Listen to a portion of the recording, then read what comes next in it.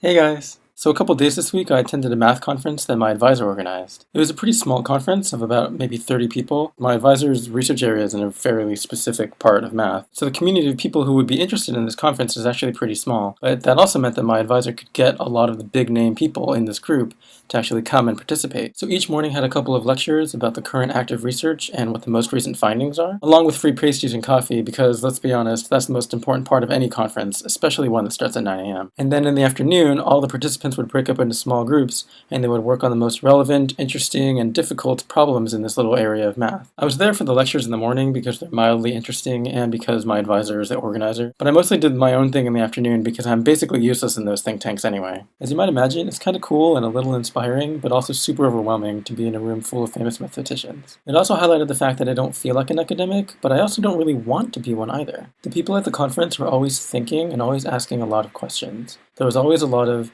oh, did you think about that? Or did you try it this way? Or maybe you could do it this way. I'm very good at turning my brain off.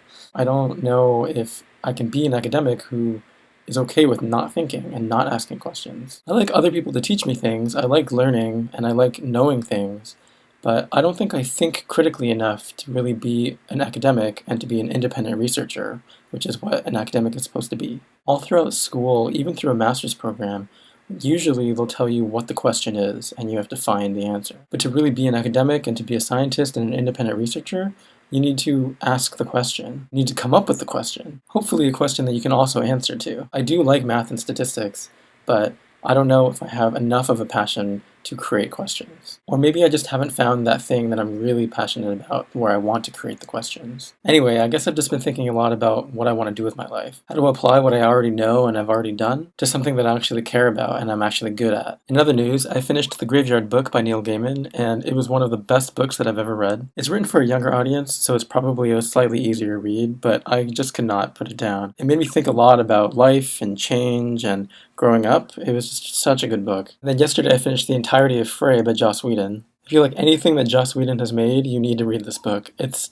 exactly like something that Joss Whedon would make. It's incredible. If you like Buffy, it's even better. And if you haven't watched Buffy, then this will probably make you want to watch it. And the next book on my list is Damsel Distressed by our good friend Kelsey Mackey. I pre-ordered this back in February, but it was just released on Tuesday. I got it on Wednesday, and I can't wait to read it. I'm so proud of Kelsey. I actually made a video on my personal channel earlier in the week to celebrate Kelsey and the release of Damsel Distressed. I did her Say Yes to Distressed tag where I talked about a distressing moment in my life. So go check out that video. I'll put a link in the doobly-doo. Well, I guess that's it for now. I hope you guys are all doing great, and I'll see you guys next week. You're amazing, you're wonderful, and you are loved. I'm totally winning. Bye.